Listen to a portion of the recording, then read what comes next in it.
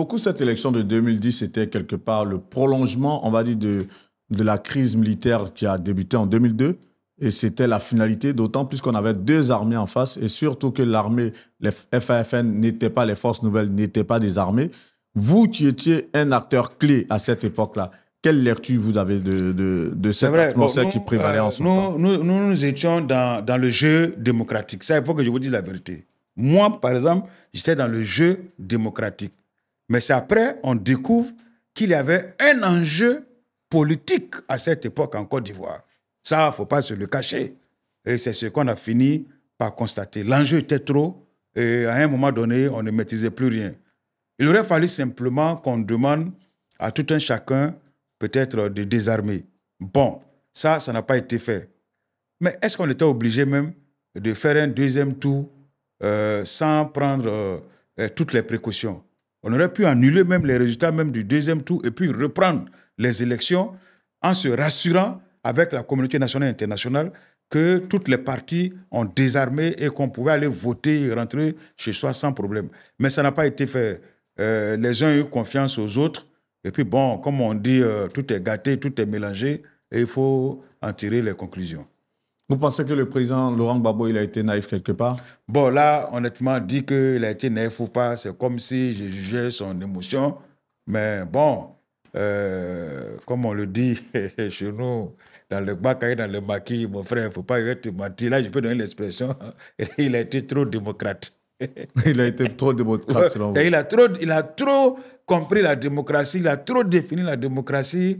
Vraiment, c'est ça, quoi, voilà. Mais est-ce que c'est un défaut quelque part, le fait d'avoir été démocrate? Parce que c'est un peu aussi l'aboutissement de son combat. Depuis toutes ces années, il a toujours voulu un pays démocratique, un pays où il y a l'expression plurielle, un pays où on a des conditions vraiment assez apaisées pour aller aux élections. Est-ce qu'on peut lui reprocher d'avoir eu ces acquis démocratiques? Non, sincèrement, il a le mérite d'être félicité parce que il avait à cette époque, dans son gouvernement, presque des membres de tous les partis politiques de l'opposition. Pratiquement, il était seul avec juste quelques ministres, mais tous ceux qui étaient en face étaient des représentants de ses adversaires.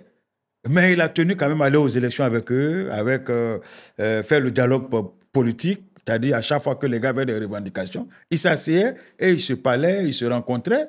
Moi, j'ai vu des images où le président Gbagbo rencontrait le président Ouattara à cette époque, le président Bédié, paix à son nom, ils se rencontraient, ils se parlaient.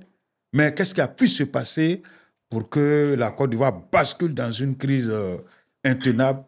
Jusqu'à présent, je me pose la question. Et ce dialogue dont vous avez parlé aujourd'hui, il est réclamé par l'opposition. Malheureusement, le pouvoir en place ne semble pas entendre les choses de cette oreille. Vous qui êtes un acteur, je le dis encore une fois de plus, un acteur clé de la scène politique ivoirienne, quelque part, lorsque vous voyez tout ça, c'est quoi l'issue? Bon, moi, je ne veux pas imaginer l'issue, mais je pense qu'il y a l'adage qui dit que le bon sommeil se reconnaît par la manière de somnoler. Alors, je le dis parce qu'on a tous souhaité un rassemblement, pour un dialogue entre frères. Et paix à son âme, le professeur Francis Vaudier, de tout son vœu, voilà, avait émis l'idée d'organiser une concertation nationale. À chaque fois, il le disait, et quand moi j'écoutais, il dit « Ah, il a raison, il faut que les Ivoiriens se parlent, il faut que les Ivoiriens sachent réellement qu'est-ce qu'ils veulent, sinon on va toujours basculer dans des violences à l'approche des élections. Et ce n'est pas bon. » Moi, par exemple, je vais dire que j'en ai un gros sur le cœur. Honnêtement, j'ai été candidat aux élections, je sais ce que j'ai entendu, je sais ce que j'ai vécu. Chez moi, a été pillé comme beaucoup d'Ivoiriens. Mes véhicules ont été emportés. Chez moi, a été, comme on dit, vidé, quoi, tu vois. Mais on s'est dit quoi? Que c'est l'homme qui achète le bien, c'est pas le bien qui achète l'homme. On a accepté, on a toléré, on a pardonné. Nous aussi, c'est tellement qu'on a tenu des propos qui ont vexé certaines personnes, qui nous ont pardonné. Mais je dis qu'on n'aimerait pas tomber dedans. Mais pour ne pas le faire, il faut que les acteurs clés comme nous à l'époque, qu'on s'asseye et que chacun dise réellement ce qu'il a vécu et ce qu'il attend de la Côte d'Ivoire. Et je suis convaincu que ça allait désamorcer un peu, je veux dire, bon, je ne dis pas une bombe, c'est trop dit, ça allait désamorcer un peu ces émotions que nous vivons actuellement. Il ne faut pas qu'on le cache. Chers frères, il y a un parti qui était dans l'opposition, qui veut revenir au pouvoir. Parce que 15 ans dans l'opposition, ce n'est pas facile, hein? Ça, il faut le dire. Maintenant, un parti qui est au pouvoir depuis 15 ans, mais attends, le parti est installé dans le confort. Le gars, il a ses 3 repas par jour. Il voyage comme il peut. Bon, il a l'instrument même politique pour faire ce qu'il veut dans sa région. Il est pareil partout. Et puis un matin, on va lui dire, tout ça là, ça s'est arrêté. Donc, vous voyez un peu l'enjeu. Donc, personne ne veut faire de concessions, personne ne veut tolérer. Mais la seule façon, n'est-ce pas, de s'entendre, de se comprendre, c'est d'organiser ce dialogue-là. Asseyons-nous et discutons. Peut-être que ça peut sauver la situation. Sinon, si on veut aller aux élections dans cette ambiance-là, sincèrement, on risque de ne pas terminer le morceau. Bah, selon vous, justement, ces approches que vous avez avancées tout à l'heure, est-ce que ces approches devraient donner prétexte à prendre un pays en otage par un pouvoir qui devrait être là pendant 15 ans? Ah bon, frère, vraiment, là, tu as parlé, comme on dit, tu as parlé français. Voilà, non mais écoutez, je crois que si pendant 15 ans, le régime RHDP au pouvoir, c'est pas parce qu'ils ont brigandé le pouvoir ou bien ils ont pris le pouvoir en otage, non. Nous sommes en démocratie, c'est l'expression démocratique. Le président Ouattara a fait un premier mandat de 5 ans. Après, il a été réélu pour un deuxième mandat. Ils ont changé la Constitution. Et aujourd'hui, on parle du premier mandat de la 3e République. Bon, c'est ce que nous, on appelle en français facile, 3e mandat. Et là, il est déclaré candidat pour, n'est-ce pas, un deuxième mandat de la 3e République, pour ne pas dire 4e mandat, dont l'opposition est en train de dire non, attention, ça suffit trop, c'est trop. Bon, c'est dans les urnes que ça va se décider. Donc, moi, ayant entendu tout ça, j'ai dit, mais pourquoi nous, les êtres humains, nous aimons nous fatiguer? Quand ils ont révisé la Constitution en 2016, il aurait fallu tout simplement dire la limite d'âge, 75 ans. On laisse ça comme ça. Et puis, concernant le nombre de mandats, il fallait écrire en français simple. Un français que celui qui est à Korogo, celui qui est à Bonois, celui qui est à San Pedro, celui qui est à Bengoro, celui qui est quelque part à Toumoudi, celui qui est peut-être résident en Côte d'Ivoire, qu'il est à l'école ou pas, puisse comprendre. On devait préciser, même mort, avec des funérailles grandioses qui ont été organisées, et ressusciter après des prières et des jeûnes secs, tu ne peux pas être candidat à une élection présidentielle après avoir fait 2 mandats. On allait éviter à faire le premier mandat de la 3e République, le président va faire un 4e mandat, Gbagbo veut revenir parce que la Constitution aurait réglé tout ça. Ben, je ne vais pas reprendre un peu. Mais ça n'a pas été fait, on est obligé encore de venir taper tam-tam, danser au rythme que chacun veut. Vraiment, c'est compliqué. Je ne vais pas répondre textuellement, mais vous avez dû voir la démonstration assez magistrale de Dr Derou Simi sur le plateau de NCI qui disait même le rapporteur, celui qui était le représentant du président de la République par rapport à cette constitution, disait, qui était le ministre de la Justice, Sansan Kambilé, a dit le président de la République ne pourra pas briguer un autre mandat. Le ministre Issé Bakongo a renchéri, il a abondé dans le même sens. Pourquoi est-ce qu'aujourd'hui on se retrouve Non, je vais t'aider. Le ministre même de la Justice était devant les députés à l'Assemblée nationale qui a dit techniquement, je peux vous démontrer qu'il ne peut pas faire un autre mandat. Ça, on a entendu. Et on s'est dit, bon, effectivement, le président de la République proposera quelqu'un d'autre. Et c'est quand est survenu, paix à son âme, le décès du Premier ministre Amadou Gon Coulibaly, que le président est revenu pour dire que c'est vrai, j'ai dit que je ne me représentais plus, mais celui que j'ai choisi, celui que j'ai préparé, malheureusement, vient de nous quitter. Et c'est parce que la Constitution me permet de faire un premier mandat de 3e République. Et nous, tout de suite, on s'est posé la question de savoir, mais toutes ces personnes qui sont passées sur des plateaux d'émissions que nous respectons, qui sont des grands juristes, on fait comment maintenant? Mais ce sont ces mêmes juristes qui sont venus s'asseoir sur des plateaux d'émission pour dire que le président de la République est le garant de la souveraineté. Il connaît mieux la Constitution qu'eux-mêmes qui l'ont conçue. Monsieur Guillaume, moi qui suis le président de Dromika, qui respecte les textes de mon parti, moi dans mon parti, il n'y a pas de vice-président, parce que je suis le seul. En cas de vacances du pouvoir, c'est ma femme qui gère, et puis après, je reviens, je prends mon parti. Ça, c'est pour faire une petite digression. Pour dire que ce n'est pas une question de mauvaise foi. Non, non, non, ça, si je le dis, c'est comme si je leur manque de respect. Mais c'est ce qu'on appelle la comédie politique. Ça, c'est la comédie politique. Comme le titre de mon premier spectacle en 2010, où j'avais dit CEI, Commission Comédie électorale ivoirienne. J'avais fait un spectacle en 2010. Les Ivoiriens ont rigolé, mais ils ont compris que derrière ce humour, il y avait un message à faire passer. Alors, c'est à ça qu'on a assisté. Voilà, les mêmes personnalités qui nous disent que ce n'est pas possible reviennent demain pour nous dire c'est possible. Donc, qu'est-ce qu'on fait? On ne peut qu'assister. La Côte d'Ivoire n'est-elle pas en train d'aller droit dans le mur avec cette comédie, pour reprendre vos mots, cette comédie électorale, est-ce qu'on n'est pas en train d'aller droit? Ouais. Cette comédie électorale ivoirienne, ouais, c'est ça. Ou bien la comédie politique avec les Ivoiriens, ça fait CPI. Tu vois déjà, comédie politique avec les Ivoiriens, ça fait CPI. Donc ça veut dire que si la comédie est mal jouée, c'est la CPI qui va nous interpeller individuellement pour qu'on aille répondre de nos actes. On espère qu'on ne va pas en arriver là. Bon, que les hommes politiques aussi comprennent que le mur qui est en face d'eux, ce n'est pas plafond.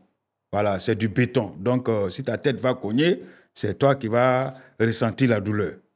Pour toujours continuer dans la dynamique des propos, des extraits des propos sur le plateau de la Nouvelle-Côte d'Ivoire, il y a Dr François Conan qui lui disait « Une grosse injustice s'abat sur la Côte d'Ivoire. La tension est palpable, c'est un sentiment collectif. Il y a des gens qui souffrent. Les Ivoiriens ont peur de parler. L'atmosphère est lourde et intenable. » Commentaire. Bon, ce sont des propos de certainement un analyste. C'est ça. C'est ce qu'il constate sur le terrain. Mais nous, en ce qui nous concerne, au parti du Dromika, dans les maquis, dans les bars, je veux dire, comme tout citoyen lambda, c'est 2 fois plus que ce qu'il a dit. Ah non, non, non, il y a des gens qui ont perdu leurs plantations, qui ont perdu leur boulot, qui ont perdu des êtres chers. Je connais des gens qui ont quitté le pays, pas parce que le gars avait envie de quitter le pays, parce qu'à un moment donné, il ne se sentait pas en sécurité. Parce que quand tu as en face de toi quelqu'un qui te regarde, qui rit, et puis après tu entends que le gars là c'est ton ami, tu dis oui, non, c'est pas ton ami. Voilà ce qu'il dit de toi. Mais ça fait peur. Mais il faut qu'on arrête de se faire peur. Et la seule façon d'éviter de se faire peur, c'est de s'asseoir et se dire les vérités. Mais quelquefois, la vérité blesse, la vérité, ça fait mal, parce que, bon, ce qu'il dit ne m'arrange pas. Et c'est dans cette peur. Et il y en a aussi qui exploitent la peur des concitoyens pour pouvoir, qu'on appelle ça, je veux dire, évoluer dans ce qu'ils sont en train de faire. Et là, humainement, spirituellement, ce ne sont pas des actions à encourager. Sinon, la Côte d'Ivoire, quand même, un pays où il y a la cathédrale, un pays où nous avons les plus belles mosquées d'Afrique, un pays où nous avons la basilique, où nous avons la fondation Félix Houphouët-Boigny pour la recherche de la paix, un pays qui octroie un prix de paix, qui est, je veux dire, aujourd'hui, parrainé par le président de la République, Alassane Ouattara. C'est nous qui décernons, c'est-à-dire des prix aux gens, des prix de paix aux gens qui le méritent. Et puis nous-mêmes, on n'est pas en train de poser des actes ou des actions qui pourraient nous donner un autre prix comme le prix Nobel de la paix. Ce n'est pas normal. Il y a une contradiction entre ce que nous représentons pour la paix à travers le premier président Félix Houphouët-Boigny et nos différents comportements vis-à-vis de nos concitoyens. L'atmosphère est délétère, c'est clair, et pour beaucoup. Et même dans les chancelleries, c'est repris. Ça fait peur, cette situation. Mais tout de même, je reprends les propos de Dr Banga Atur, qui, lui, sur ce plateau, disait que les opposants font peur aux Ivoiriens avec leurs propos. Est-ce que vous êtes d'accord avec son assertion lorsque lui dit que les opposants font peur aux Ivoiriens avec leurs propos? Ouais, bon, Atur Banga est un analyste politique. Je l'écoute souvent sur certains plateaux. Il donne son point de vue. Sincèrement, je ne voudrais pas commenter ce qu'il vient de dire. Parce qu'en disant que les opposants font peur avec leurs propos, certainement que les slogans qu'ils utilisent pour galvaniser leurs militants sont tellement forts et sont tellement profonds que quelque part, ça pourrait inquiéter le régime au pouvoir. Peut-être qu'il veut dire ça ainsi. Sinon, moi, je pense que de part et d'autre, on assiste à pas mal de meetings au niveau de la Côte d'Ivoire. On sait quels sont les propos que chaque parti utilise pour galvaniser ses militants. Donc, je veux dire que sur ce plan-là, il n'y a pas de 1-0, mais c'est toujours 1-1 ou bien 0-0. Voilà, je veux dire que c'est pareil pour tous les hommes politiques en Côte d'Ivoire. Tous les propos qu'ils tiennent font peur à la population. Le docteur Arthur Banga poursuit en disant « Tout va bien, il n'y a pas lieu de s'inquiéter. » Et surtout avec la marche de l'opposition, c'est la preuve que la démocratie ivoirienne se porte bien. Très bien. Oh, papa, ah non. La Côte d'Ivoire, c'est le pays le mieux démocratisé.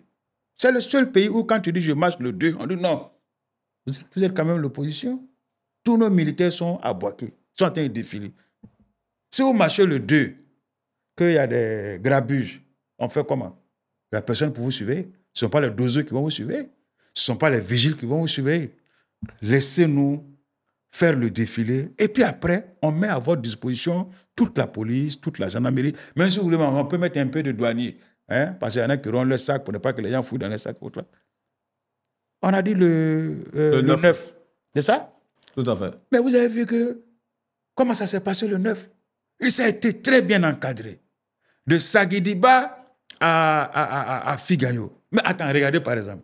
C'était quand? C'était le samedi 9 août à Yopougon. Yopougon, ça fait 8 lettres.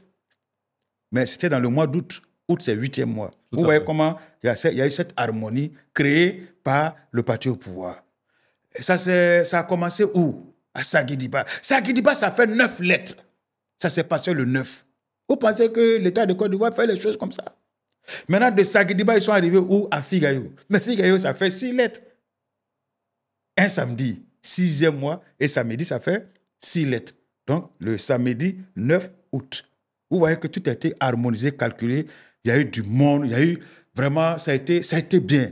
Ça a été bien encadré. C'est ce qu'on demande à un État.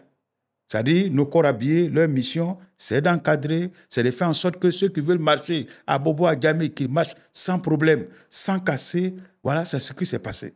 Mais on dit qu'à l'intérieur de cette marche-là, il y a une chanson qui est venue tout gâter.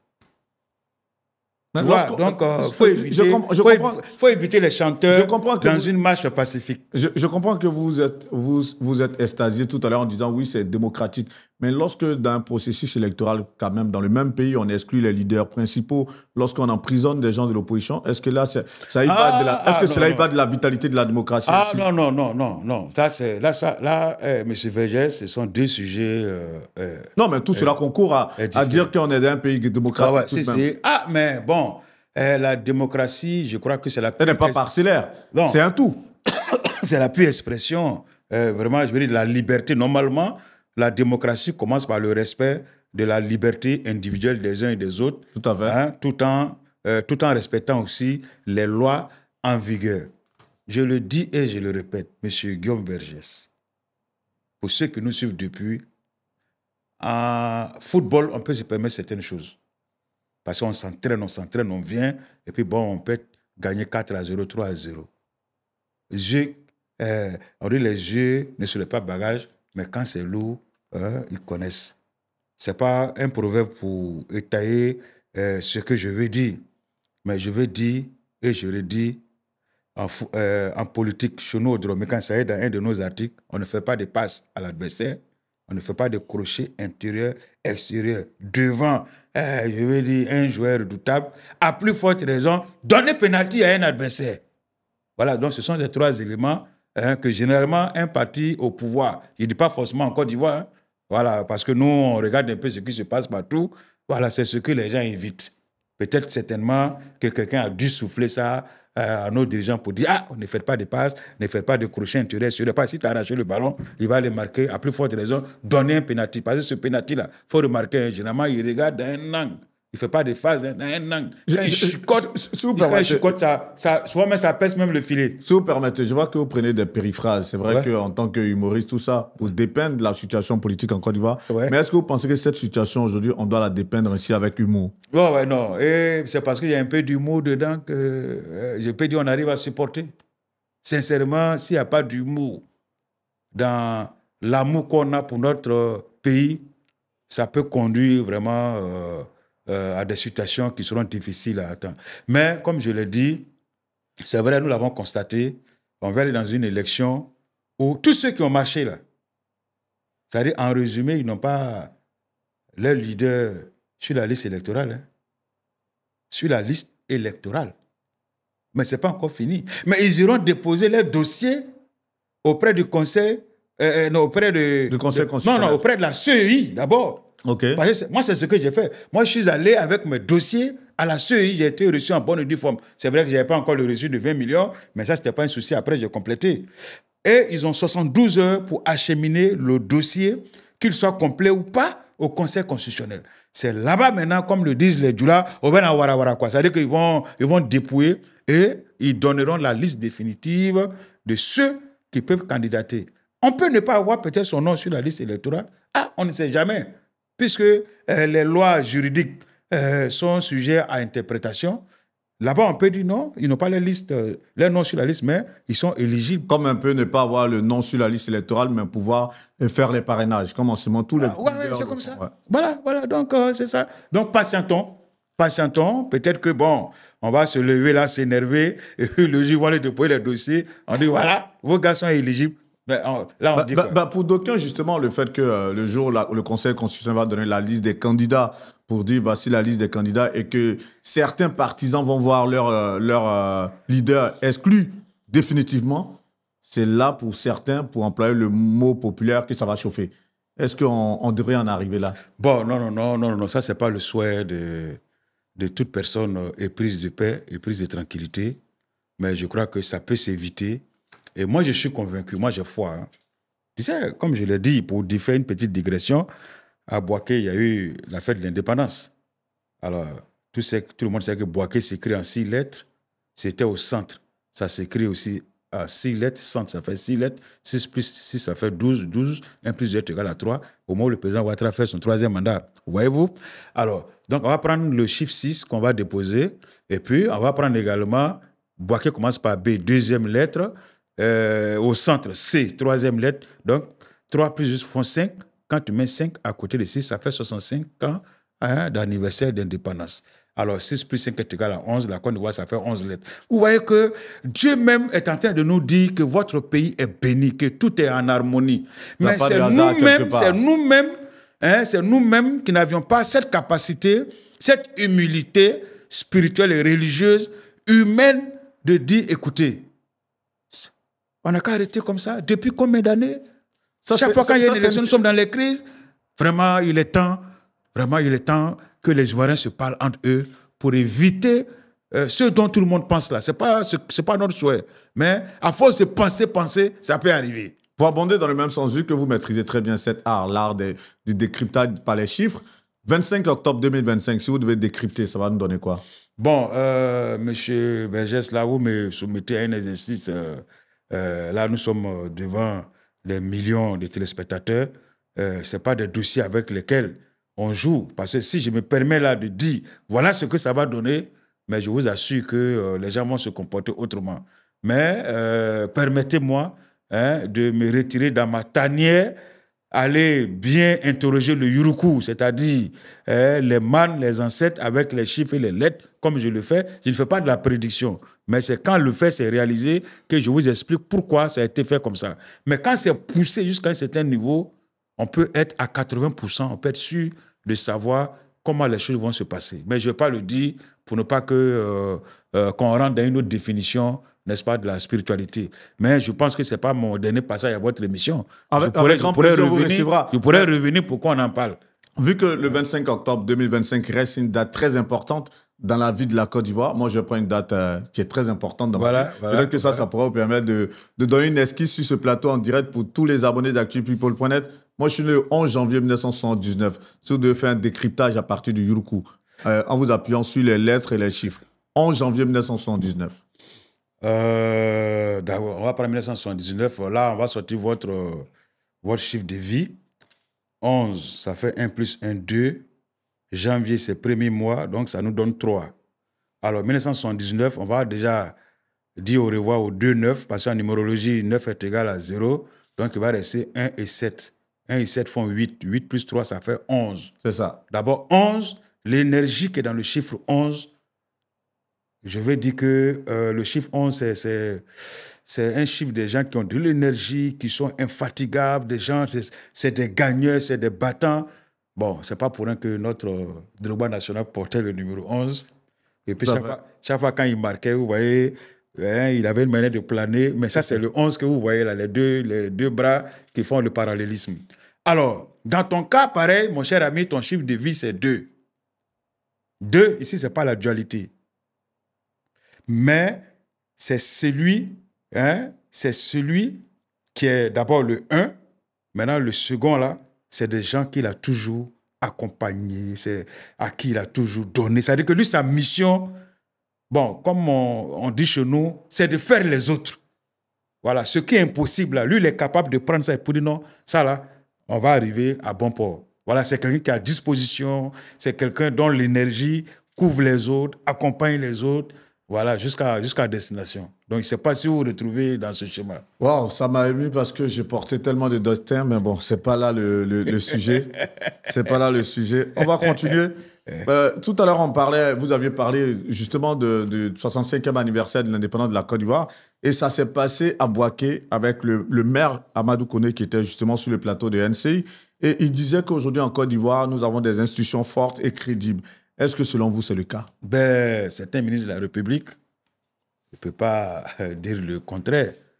Et c'est un monsieur que je connais très bien, même au-delà même de l'aspect politique. Je me souviens très bien à une des éditions de mon festival au Palais de la Culture où il était ministre de l'Intégration. Et nous avons même fait l'honneur de parrainer une édition. Je voudrais profiter pour lui dire merci. La reconnaissance est un devoir moral et spirituel. Et là, aujourd'hui, il est maire. Il se défend comme il peut, les ministres des Transports. Ce n'est pas des missions faciles. Effectivement, en Côte d'Ivoire, beaucoup d'institutions sont en place. Et beaucoup de personnes se posent la question de savoir est-ce que certaines institutions sont-elles nécessaires? Donc, il appartient maintenant à ceux qui incarnent, n'est-ce pas, ces institutions-là, ceux qui sont à la tête de ces institutions-là, de nous démontrer effectivement que ces institutions sont importantes à travers des actions, à travers des actes qui impactent la vie des Ivoiriens.